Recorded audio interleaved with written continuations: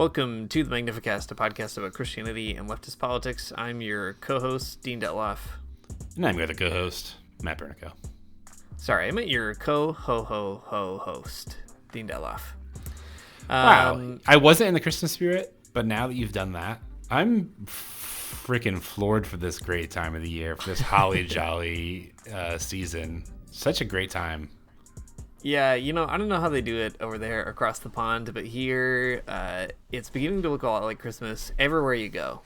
You can't turn a corner without seeing it. It's all over the place. Can I share a quick Victorian Christmas funny story? Please do. Thank you. Okay, so in the UK, the doctors' union is called the BMA, and the BMA staff right now, so they're the staff, not the doctors themselves. Mm-hmm. They're in a pay dispute with the union bosses. Man, union stuff is funny all the way down. Anyways, they released a press release today that was sort of chastising the people in charge of the BMA for not kind of giving a better pay offer. They rejected the pay offer that they gave them. But at the very end of the press release about this, it mentions that, the leadership of the BMA must be like sort of stuck in the ghost of Christmas present kind of moment. But the connection, the joke is that the offices that the BMA occupy are built on the spot of Charles Dickens' house. So I know, isn't that insane?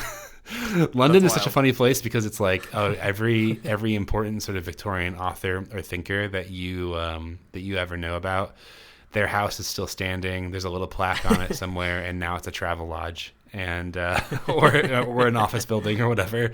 Anyways, shout out to the BMA, a staff union. I know they're listening. Solidarity, critical support, et cetera, et cetera.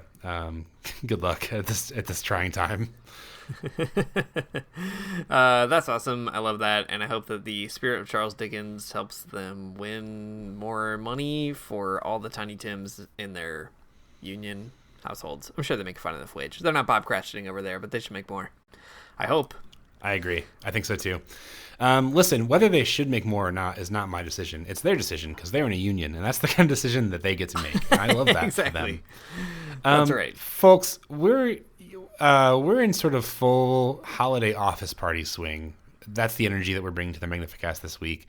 We cannot bring ourselves to read a new book before the new year. We can't quite figure out how to interview somebody quite yet. We've got some stuff coming, but for now, we once again have to turn to the subreddit, to the Christianity subreddit, and bring out the most important questions of this holiday season. And then we will be talking about some current events, some classic events, some old events, you might call them, as well. So, Dean, do you want to go first with your Reddit question? Sure. Well, I'm going to start with an easy one. I feel like this is just going to warm us up. It's not as unhinged as usual, but I think it gives us a good opportunity to just kind of warm up a little bit here. That's good. Fire. Mine are both extremely unhinged, so we do need to warm up. Great. I'll give us a good on-ramp. The title is Innocent Enough. How do you feel about Santa in church? And the body is a local church is having a big Christmas Eve service. Choir, refreshments, bonfire outside, candy canes for kids, and Santa will be there after the service. I feel weird about them including Santa. How does that sit with you? It's not my home church. I just saw the flyer on Facebook, so I don't know the details. So this person's not going to go. Okay. That's an important thing. No matter what, this person isn't going to go. But they do want to know how you feel about a thing they saw on Facebook about how Santa will be at somebody's church. So, Matt, how do you feel about Santa in church? This is such a peak Reddit comment. I saw something on the internet, and now I'm mad about it. Like, how about you log off your computer? How about you close your computer and just walk away and then never come back? Here's how I feel. Santa and Jesus can coexist, and not only can they should, and in fact they need to, I think, in some kind of strange temporal sense. In the order of being, you can't get Santa without Jesus. You can't get to Christmas presents for every boy and girl without first without first God sending his only begotten son. So I think that we as Christians, I'm using the sort of royal we here, we have to just be okay with that. I mean, we gotta love Santa. He's our guy. He is a saint, so that's something to consider. what? His like, name is pretty close to Santa. It's pretty close to that. Yeah, I So guess I think about wonder. that. I mean, like, why do people think that there's even some kind of contradiction between Santa Claus, Saint Nick, and Jesus? It's not like he is a deity in and of himself. That doesn't make sense to me. What's the problem? It's a great question. I am scrolling through some of the comments here. One person says, I think after the service is fine, people who don't want to see him, parents who don't want to see him can just go home. During the service would be a different thing. Yeah. No, I think that Santa should be in the service. And what role do you think he should play? Yeah. He could have one of the jobs that's not super important. Like, I don't know how it works at everyone else's church, but at my church, when somebody needs to kind of hold the offering plate and just kind of hang out for a second while everyone sings a sort of post-offering hymn, Santa could do that job. That would be cool. Right. Santa could bring up the gifts. He could bring out the gift. Yeah, that makes sense. He could put the Bible away after someone's done reading it. He could do sort of a minor role in the church just to be involved. I think that's probably what he wants. Mm-hmm. Yeah, I think you're right. Santa could lead by example in that way. There's a commenter here who says, I'm opposed to Santa and the entire concept behind him. Even when I was Christian, I promised myself that when I have kids, I will not tell them about Santa. So this atheist decided to let you know they still have a strong opinion about the entire concept of Santa being at church. That's such a wild statement. Here's an idea. Hang on. Wait, pause. St. Nicholas, he's a bishop. He's a bishop of the church. He could be the guy giving you communion. Like, there's no... True. And not only is there no law against it, it's kind of what he's supposed to be doing. Okay, yeah, actually, why isn't Santa required to be at church? I think that's the question we should all be asking. Where is the discipline from the Vatican on this guy? Can you imagine any other bishop in the world be like, yeah, sorry, I can't be at church. I have to travel the entire world to give toys to people? The Vatican would never have that. I can't be at any church ever at all because I do have to work one day a year. And on that day, I am not going to do any other bishop's stuff. I'm just going to kind of go around. It's wild because most priests and pastors only work one day a week. He's only working one day a year. He's got it figured out. Big time. So anyways, I don't know what everyone's problem with Santa is. He is definitely he's a bishop. He should be in there. He needs to get his head in the game. Invite Santa to be there after church, of course, at coffee hour, but also he needs to be a part of church. It's his job. What are we paying him for? I agree. In the Catholic Church, you can be like, if somebody becomes a cardinal, but they don't have like they weren't a bishop before that, they get what they call a titular diocese, and they become the bishop of a diocese, but then they often keep hanging out in Rome. They do stuff there. So it's like a requirement that you have some territory. And I think, it's probably fair that maybe a bishop doesn't always have to be hanging out in their own diocese and doing kind of bishop stuff. Like, they've probably got auxiliary bishops. But I feel like there has to be at least a few times over, a century at least, that you show up just out of respect for your own parishioners. And there should be a big party. People should be psyched that Santa's there. I feel like, I don't know, he kind of owes us one throughout the year. We're all saying it. We're all crying out for this. Santa, please This come Christmas, to church at least once. The Magnificast, we have a campaign that we're running until, at least until Epiphany, at least till January 6th, and it is to get Pope Leo to discipline St. Nick, to make him go back to his diocese at least one time and do even one thing. And that's the Magnificast campaign. Tell your priest about it. Tell your Protestant pastors about it. Tell whoever will listen. We've got to get... We have, this goes all the way to the top. We've got to get the Vatican involved. Priests have been disciplined for so much less. I think it's just it's reasonable. All right, Dean. Let's come back to Santa Claus in a little bit. Let's tuck him away for now. And let me ask you a truly unhinged question. This is asked 46 minutes ago on the Christianity subreddit. And the title is Fighting the Antichrist. So let's say you become a Christian after the rapture and you haven't taken the mark of the beast, but you don't want to go out like a wuss. Those are the words, not mine. Would it be justified to kill those who took the mark of the beast if they try to kill you?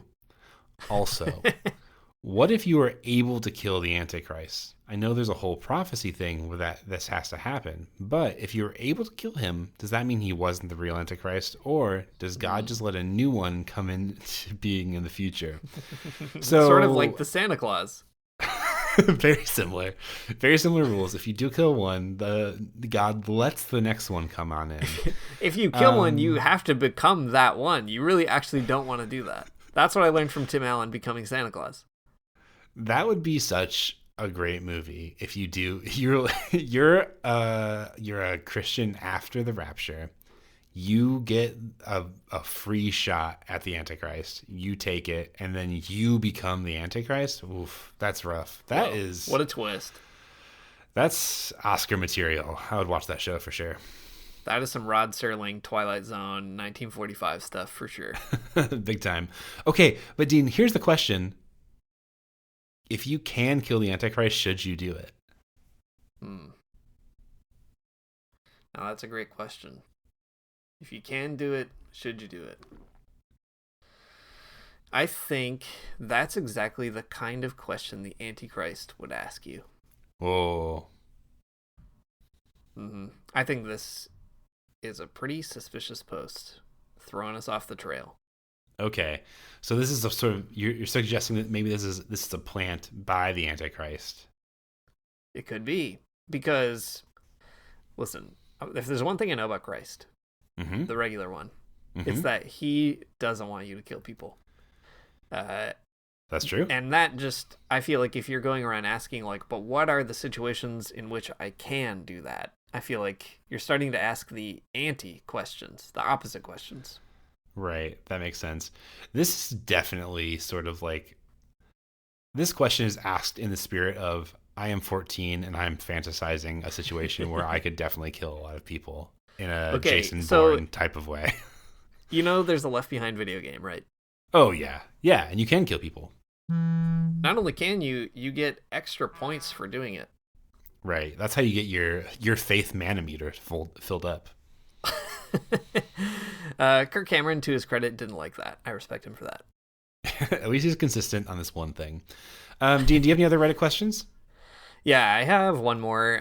It's less a question and more of a kind of project that I'm bringing to you, that I'm presenting to you. This person who has deleted their name, so we can't really credit them properly.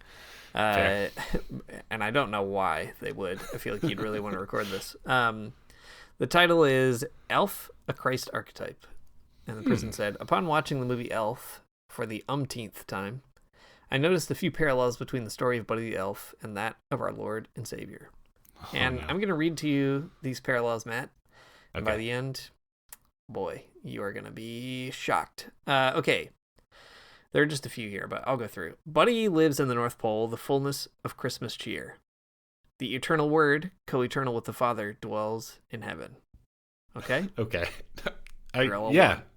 All right. Those two things, the North Pole and dwelling with the Father in heaven, very similar. That's right.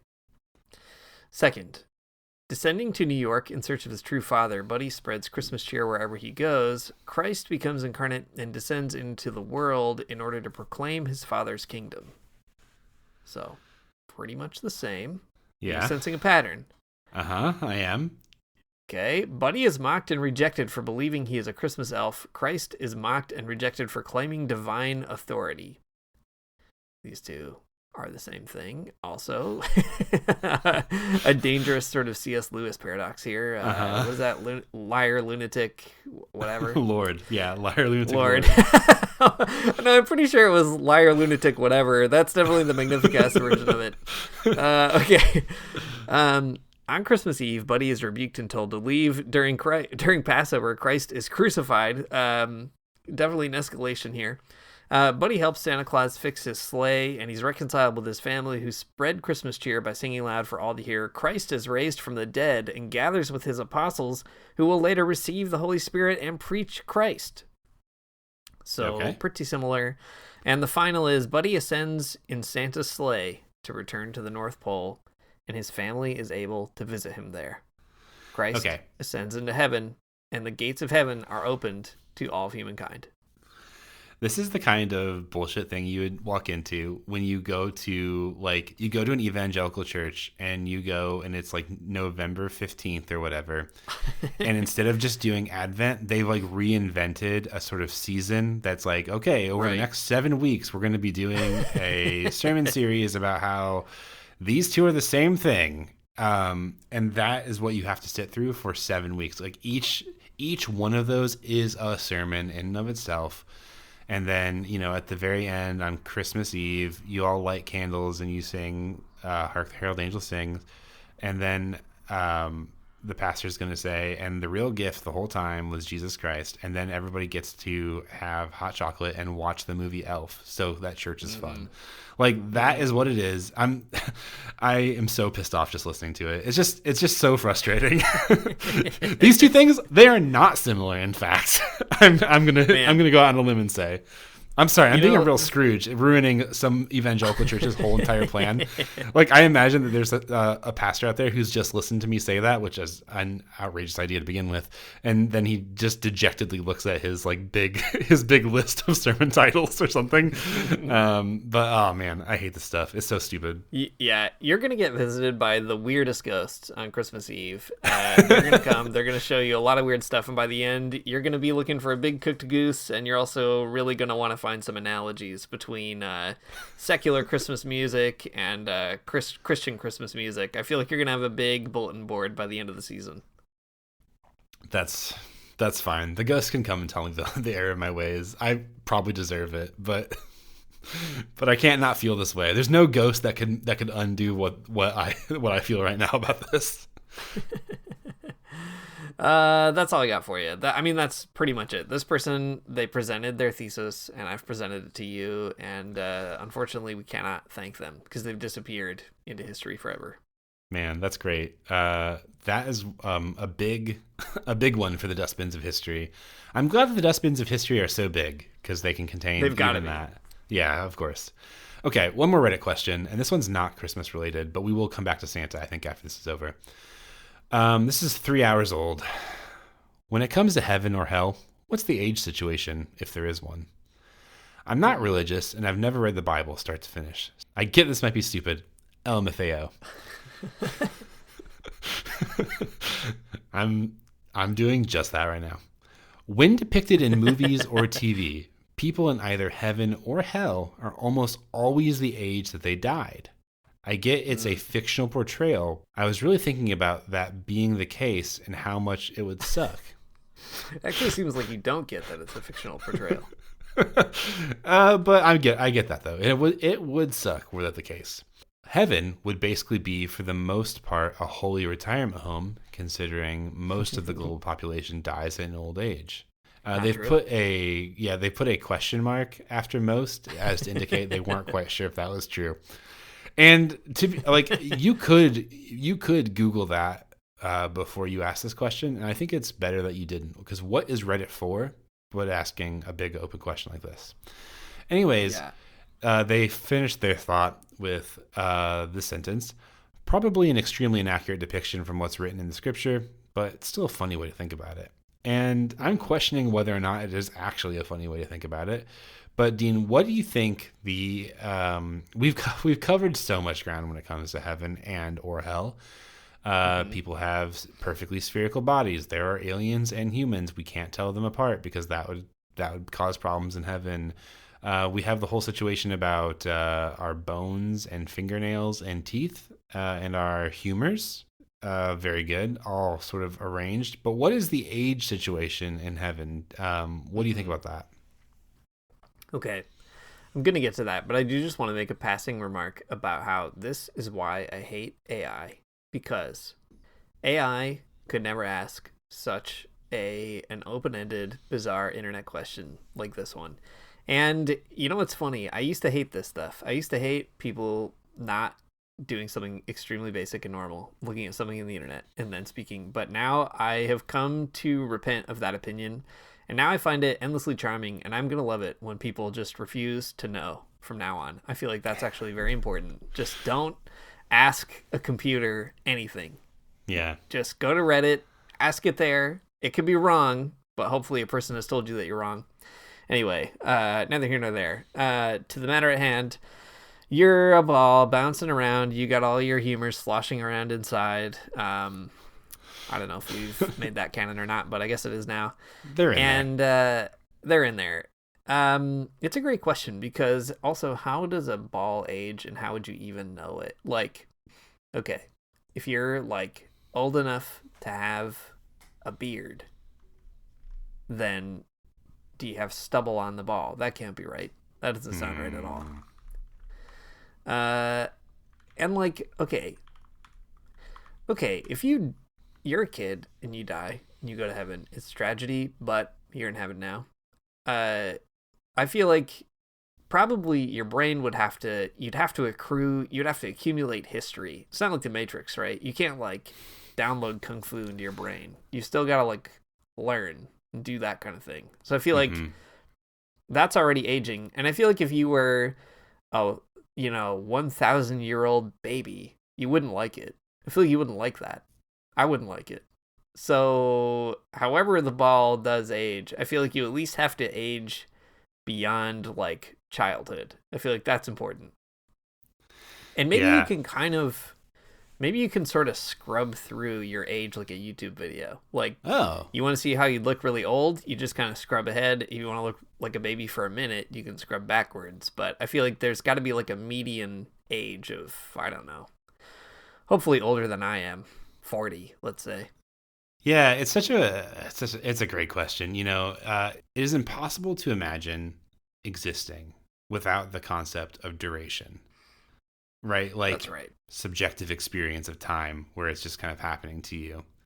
There's a past, there's a present, and there's a future, but they're all kind of just like, your experience. There are ghosts for each of them. There are ghosts for each of them. But clock time, I don't know if that can exist in heaven. Like, there are no months, right? There couldn't be a month. No.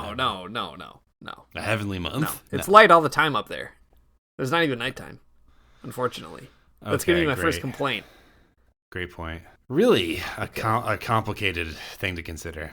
So, I've kind of already forgotten the question. Is it... Are there only old people in heaven is the question. Right. Okay, that is solidly no. I can at least say that much. Okay, but alternatively, yes, because... Well, I mean... Because you're... Yeah. Old I know in what the you're going to sense... say, but say it. Old in the sense that you have existed through a great deal of duration. Old in the sense that you have a past... but you do have a future, but not old in the sense that you are 70 years old. Old in the sense of they might be giants. You're older than you've ever been, and now you're even older. Exactly. That's it. Yes. We've done it. If you think about it that way, we already live on a planet full of old people. Because every person is old by definition. You have to be old, or you can't be a person. It comes with the territory.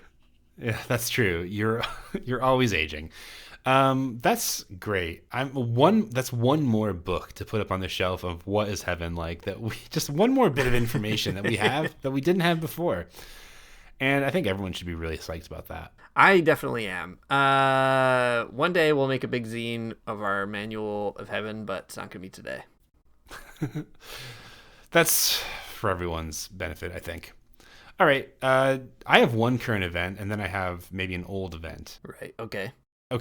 Can I just jump into them? Yeah. I want to say, I think it's great that you're asking me a lot of permission in this episode. Sometimes you start talking, and I think, I don't know if he had clearance. And I think it's good that you're checking in, because that gives me a chance to sort of consult with the rules of podcasting here. And so far, it has been, you've been, I guess, on the straight and narrow. I haven't had to block anything, but be advised, it could happen. If it changes, just let me know and I'll stop. But what I want to tell you about right now is that on December 11th, hundreds of Starbucks workers walked off the job in 34 U.S. cities and that is rad as hell. They've been on strike for there's sort of been a string of strikes for the last month as the Starbucks Workers Union continues to try to make Starbucks recognize that, well, not recognize, but to come to the table and bargain their first labor contract. This has been going on for an embarrassingly long time, where Starbucks has not come to the table, has not negotiated a contract with them, and it is deeply silly. Deeply silly that anyone lets this happen. That any real government doesn't have like a labor law that forces a corporation to the table when there has clearly been a bunch of different unions voted for and recognized. Absolutely silly. Something cool is that after the fact, many Starbucks workers globally also did not go on strike, but they did protest and sort of show international solidarity, which is very cool. A great thing you can do when you have a big international brand like Starbucks. This is sort of like the playbook, I think, from Starbucks Workers Union and like SEIU affiliated unions in general. You have a bunch of strikes. You try to gather as much sort of media attention as you possibly can and make the strikes look very cool and fun and good and important. And then, call on sort of international connections to get it done. And it's great. I mean, it obviously it hasn't won yet, but it's also, you wouldn't win without these kinds of things. Something that is very interesting. So I'm sorry, the connection to Christmas is probably the thing I need to talk about next. This sort of like wave of like strikes and protests started on November 13th, which is the beginning of which is known in the Starbucks Workers United world as Red Cup Day, which is the beginning of sort of a promotional season where Starbucks has these like red cups, and the union kind of capitalizes on the added attention to Starbucks, and uses the red cup as sort of a subversion technique, which is cool. And anyways, great. Starbucks is a bad and dirty company for not bargaining with their employees. I just want everyone to know that that's what I think, and that during this particular time, you should go look up which Starbucks in your city is on strike or doing stuff, and you should go to the strike and hang out with them and talk to them. Like I said, there have been like ongoing strikes in 34 different U.S. cities. So chances are there's a Starbucks near you that is probably organized and that is probably has gone on strike or will go on strike. If you've already missed the one in your town, you can still just go there and you can be like, I think it sucks that Starbucks isn't doing this. What can I do? And they will tell you something probably. Mm-hmm. You can do whatever. Anyways, you should do that. It's worth it. Starbucks workers should have a union. They've already won them in so many places, and they just need to have a union contract. And it's so stupid. Once again, I'm saying the same thing over and over again, but it is just like deeply stupid. Every other country on the planet that has sort of like an evolved sense of workers' rights, even if their countries are bad, they usually have a mechanism that will force a company to the table to bargain in these kinds of situations. The United States does not, and it is shameful and embarrassing and deeply dumb. So, and so important to note that even under Joe Biden, under the Biden administration, there were promises made, there were hearings held, CEOs grilled, and they still could not make Starbucks go to the bargaining table because the way the workers' rights are structured in the United States just is pitiful. So anyways, go support your local Starbucks workers and help them organize or help them strike, one of the two, but you should do that for sure. Yeah, that is wild. Man, being a barista is hard enough. And then being a barista and also having to do union stuff is doubly hard. And I really respect anybody who is willing to actually have that thought and like spend their free time thinking about all that stuff while making minimum wage and giving people cake pops and writing whatever weird culture war phrase has to be written on a cup this year. I feel like, man, Starbucks people, they deserve a union, and more power to them for sure. I don't know. I don't want to speak for how anyone thinks about jobs or work or whatever, but every single job could just be way better. It could just be way better if you had a union, if you had a sort of a way to make a difference at work, if you had a way that, you had to be listened to, that you could negotiate on your pay and your benefits.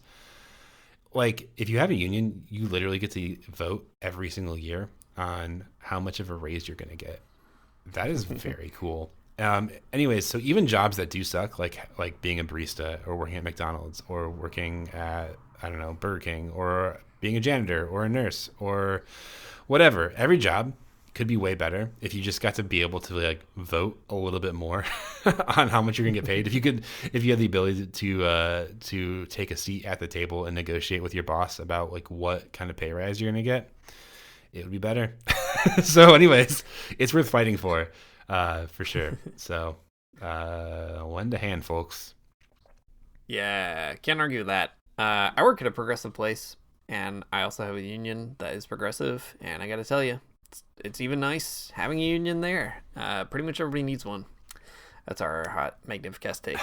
I agree. I work for a union, and I have a union, and I gotta say, it's important. So everyone should have one. Up and down. Unions all the way down. I think it's great. There should just be one big union, actually. That's a great idea. Somebody should do something about that. Okay. I don't have any current events, but I do have a fun Christmas-themed piece of trivia that you can take wherever it's appropriate this holiday season. Or wherever it's inappropriate. I don't know. Do whatever you want with this information I'm about to give you. It comes from Morningstar, the famous UK Marxist newspaper. But it is an article about how Marx and Engels spent their Christmases. And wouldn't you know it, they did spend them. They did celebrate Christmas, these two guys. The article is very funny because it notes that Charles Dickens's A Christmas Carol was published in their lifetime. And they don't talk about this, but Marx was a big admirer of Dickens as well, and liked A Christmas Carol and so on. Anyway, that story started to change the customs in Britain around Christmas and got people psyched about Christmas. And Marx and Engels, they got on the Christmas train themselves.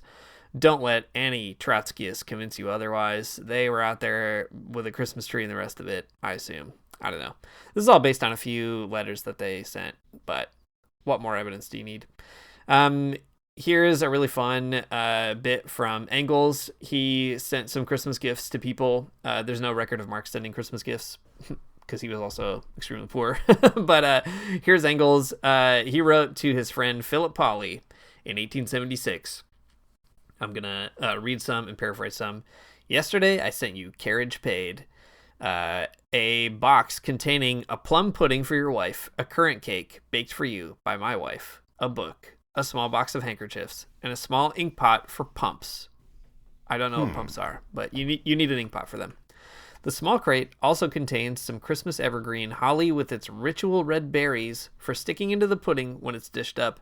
The holly is right on top so that the customs men get their fingers pricked. So there you have it. Engels doing a bit of a Home Alone, Kevin McAllister thing here with his special gift. That's great. A plum pudding, in case you didn't know, in case you're too American brain, that's a Christmas pudding here in the UK. It's like a kind of a cake, a sort of like steamed cake. It's yucky. Steamed cake. The kind of cake you would eat in a sauna is what that makes me think about. Yeah. They are yucky looking and they don't taste very good, to be honest. Okay, a bit more here. Marx, he wrote a letter to Engels, basically advising him not to get too drunk on Christmas. What happened, no one could say. Engels, writing to Marx's wife, apparently also referred to that letter, which was funny. And he said, the Christmas period is the only time in the whole year where, apart from business, I am made to feel that I stand with one foot in the bourgeoisie. Very funny. And here in Manchester, this entails a lot of eating and drinking and an upset stomach, the obligatory ill humor, and a waste of time. This is fairly now well over, and I'm beginning to breathe freely again. I love Engels being like, I hate Christmas because it reminds me that I'm a rich person, and I'm ready to be mad for the rest of the year. That's great. He gets visited by the three ghosts. They walk into his room and they're like, "Oh, you already get it. Sorry, we'll be going. We'll leave." Yeah. Lastly, Engels. This article says, keenly aware of Marx's circumstances, made sure that Marx did not go short at Christmas either. He wrote to Jenny Marx on December 22, 1859, "Dear Mrs. Marx, I take the liberty today of sending you a dozen bottles of wine for the festive season in the hope that they will be to your liking and contribute to the family's cheer." So that's pretty good. I love these Christmas buddies hanging out, telling them what to do. I love Engels feeling guilty about being rich at Christmas time. And I think this is a good lesson for all of us that this year, as you have your Christmas cheer, I don't know, do whatever makes you feel cool. And I don't know, if you have one foot in the bourgeoisie, I guess try your best to get it out. But if you can't, neither could Engels. So there you have it. So if you can't do it, then send 12 bottles of wine to your best friend. Not a bad idea. If anyone needs any best friends this Christmas, let me know. I'm happy to accept 12 bottles of wine. On that note, man, I do love Christmas food. All the food that you eat at Christmas, it's so great. Not a big fan of the pudding, but I don't know if you've ever had a mince pie, but man, mince pies are great. I could eat 1,000 mince pies. Okay, I thought mince was meat. Am I wrong about that? I believe maybe sometime in the near Victorian past they might have been sort of meat, but no, they are filled with like raisins and cranberries and stuff, and like a kind of like sweet sauce. Yeah. Yeah, they're great. Yeah. So don't be don't be fooled by the name. There's no meat in them. It's like, but it is like biting into a small pie and they're just being raisins inside, and it's pretty good. Maybe I'm not selling it very well. And they didn't steam this one. This one's not steamed. It's baked, and I'm thinking about how I'm probably gonna need to go buy some tomorrow. Right. All right. Nice. Okay. All right, and you got what? Old event over there still hanging around? Oh yeah, I've got an old event for sure. So here's a pretty old event. I've been saying this entire episode that we're going to get back to Santa Claus, and here we are. So I want to tell you about one of the reputed miracles of St. Nicholas. So this is from the reputable source Wikipedia, and listen, it's better than a chatbot. I'm sure it's true. There are citations. There are citations to this, so I'm not going to question it too much. Here we go. One story about St. Nicholas tells how during a terrible famine, a malicious butcher lured 3 little children into his house, where he killed them. Trigger warning. Sorry, content warning. Whoops. Yeah, bad. The malicious butcher then, with the children, placed their remains into a barrel to cure them and then sell them as ham. Sort of a Sweeney Todd kind of situation. Speaking of pies. Yikes. Yeah. So anyways, St. Nicholas, visiting the region to care for the hungry, he saw through the butcher's lies and then resurrected the pickled children by making the sign of the cross. Jonah Lendering, a scholar, opines that the story is without any historical value, in case he thought that maybe St. Nicholas did resurrect 3 pickled children. Adam C. English notes that the story of the resurrection of the pickled children is a late medieval addition to the legendary biography of St. Nicholas, and that's not found in any of the earliest lives, the other sort of stories about his life. Although this story seems bizarre and horrifying to modern audiences, it was tremendously popular through the late Middle Ages and the early modern period, and widely beloved by ordinary folk, like me. It's depicted in stained glass windows, wood panel paintings, tapestries, and frescoes. Eventually, the scene became so widely reproduced that rather than showing the whole scene, artists began to merely depict St. Nicholas with 3 naked children in a wooden barrel at his feet. Normal stuff. Extremely normal. Based on this, the wide distribution of this type of imagery of St. Nicholas, people just came to assume that St. Nicholas was the patron saint of children, while others however, thought he was, because he was shown with a barrel, he was the patron saint of brewers. So Donkey very Kong. funny. Yeah, exactly. He was sort of a Donkey Kong kind of guy. So that's kind of a cool story. The the repetition of the phrase "pickled children" is extremely funny. I know it's dark, but it is too funny not to delight in the funniness of pickled children. Anyways, I'm glad he saved them. That's great. That was very cool of him. I would have done the same thing. I love Rankin Bass's stop motion animation story about this Saint Nick's Pickle Kids, where you get to learn the backstory of them, and the front story. What happens to them? How do they grow up? How do you grow up? How do you come back from a situation like that, scarred for life? Yeah, well, you're never going to be tricked by a malicious butcher ever again. That's for sure. That is for sure. Okay, speaking of this malicious butcher, I did find more details about that just a moment ago. This is okay. He has a name in France, Belgium, and Switzerland, according to this top 7 list. Père Foutard is his name, I guess. He was a butcher. He and his wife, as you just said, kidnapped these kids, etc. Saint Nick brought them back. As punishment, Saint Nick forced him into bondage as his eternal cannibal manservant who follows Saint Nick around dealing with problem children. So, I don't know. I'm an abolitionist. I feel like that sounds very weird, but that's just how justice was done back then, I guess. This is the Wild West. All cops are bastards. Includes Saint Nick for imprisoning his cannibal butcher. I don't know. I'm gonna let this one slide. You know, I'm not happy about it, but I understand where he's coming from in this situation. I mean, he didn't go to prison forever. That's true. I feel like I need to write to Miriam Kaba and ask her, is this abolitionist? Is this what you guys want? Is this what you're talking about? What do you think about this? Yeah, that's right. There's so many interesting things about St. Nicholas, this guy. You'll learn all about him, I'm sure. People will post all kinds of great social media content about them, but not enough of them are going to be talking about the pickled children. And I think that let's bring it back. Yeah, St. Nick's Pickle Kids. You know what I want is a kind of a resource that has the St. Nick Santa Claus expanded universe. Like, I want to know, so we have the butcher, he's in there. These 3 kids, they're in there.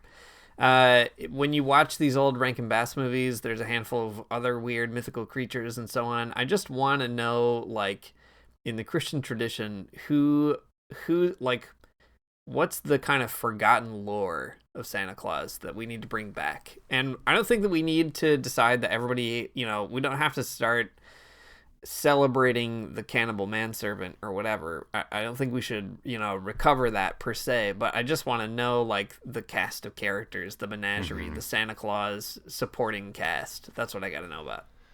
Man, I did not recognize. So, St. Nicholas of Myra, he was born in 270 and died in 343. He would have lived through some really wild stuff in Christian history. Like, he would have seen Christianity go from a weird, illegal thing to, like, the religion of the empire. That is such a wild thing to think about. Yep. Plus, he saved the pickled kids, and that's pretty crazy, too. Probably just as amazing if you think about it. Yeah, I mean, definitely for me. I feel like, okay, this is... All right. I'm going to stop working my actual job this week. And inevitably, when I'm sitting at home on Thursday and I don't have a calendar invite telling me that I'm supposed to be in a meeting, and then another calendar invite immediately telling me I'm supposed to be in a different meeting at the same time, when I'm sitting on the couch and that's not happening to me, definitely I will start sort of having some strange anxiety creep up at the back of my neck. And I feel like the only way to get out of that, the only way to sort of quell that anxiety is going to be to have to go on a research project to figure out who are all the B-team Santa Claus characters. And Matt, I'm going to definitely conscript you into it. We've got to find out We have to get to the bottom of this. Who else is around here? Also, okay, I did look up, as I was saying all that, it's just rambling on. I did look up a handful of kind of, I don't know, reputed St. Nick miracles. And you told me before we started recording a little bit about this. I guess we're pulling back the curtain here. Matt and I usually don't tell each other anything about what we found before we come to a lock-in, but sometimes we do. And Matt told me that he found a picture of these three boys, and they do look like old men. And I guess I've found the same picture, that these three pickled boys are old men coming out of the barrel. So I think that's what I'm after. Like, I just want to know more of the weird stuff hanging around St. Nick. Make St. Nicholas weird again. That's what I'm saying. I feel like you're just not going to have to try very hard to make him weird again. The pickled kids is pretty weird. Yeah. Well, all right. Sounds good. Over the free time of the holidays, instead of sort of enjoying the time off, I'm going to sort of double down and just get really into St. Nicholas and kind of learn all kinds of weird things about him. Okay. One more thing about St. Nicholas. This is everybody on this podcast. No, everybody who listens to this podcast knows that we have this sort of like unhealthy fascination with bones and the relics of saints. I don't know if it's unhealthy. It's healthy.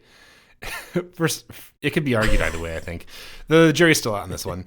Anyways, something that I've read about in relation to several different saints' relics is that occasionally they will like excrete a liquid. So let's see, wet bones. In the Discord, we were talking about this with regard to Saint Andrew and and Saint Thomas Aquinas as well. Anyways, St. Nicholas also, one of his relics in Myra, which is his home city, also excretes this magical liquid. People call this the magical liquid that the bones excrete either manna or myrrh. Sometimes it has other names as well. But the bones are always wet. And that's like a sort of a depth of knowledge that I'm just now discovering about the relics of saints that I didn't know, and I didn't really know if I wanted to know. But it's information that I am now, every time I hear about a sort of new relic or a new weird saint bone that's out there, I have to look it up to see if it also is leaking some kind of liquid. Yeah. And you know what? They always are. They're always leaking. So I don't know what to do with this information. But yeah, but that's what's happening. Is appreciate it and enjoy it and feel edified by it and know that by knowing that much more about it, you're that much closer to God in heaven, which is essentially like being closer to the North Pole in the movie Elf. It is very similar to that. Just like Buddy the Elf puts too much syrup on his pancakes, St. Nicholas's bones drip up a sweet substance right out of them. And that's how they're the same. Yeah. Okay. So next week we'll have to talk on this podcast again. We'll have to do another one. And when we do that, I'm not going to read a book. Let's be honest. I'm not going to read a book by next week. I am just going to be off work, and I have to read so many books at work. What I propose is we make a pact that by next week we find the weirdest, yuckiest Santa lore we can find, and we bring that to the show. Okay. And it's a Yucky Santa week. It's it's the first annual Yucky Santa week. Okay, that makes sense to me. That sounds good. I can commit to bringing one yucky Santa fact next week. I wish I hadn't said the thing about how his bones are leaking, because that would have been pretty yucky, but all right, I'll find another one. Yeah, one is pretty unambitious, but if that's all you can muster, that's fine. It'll be all right. I'll take the one that you bring, but I'm going to come with a pile, so I guess be prepared. Sounds great. Thanks for listening to the Magnificast. If you like what you heard, you can support us on Patreon at patreon.com/the Magnificast. Join us next week where we will probably bring you a yucky Santa fact. So it'll be an interesting experience for all of us involved. Our intro music is by Mario Armstrong. Our outro music is by The Logical Spoon, and we'll see you next week.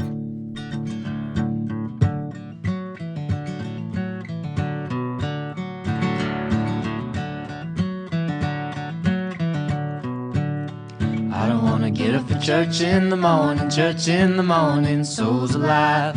Heaven come to earth and there won't be no church. We'll meet down by the riverside. There we'll swim with all creation. Never get tired, never bored. Don't worry, someday there'll be no dam between us and our Lord.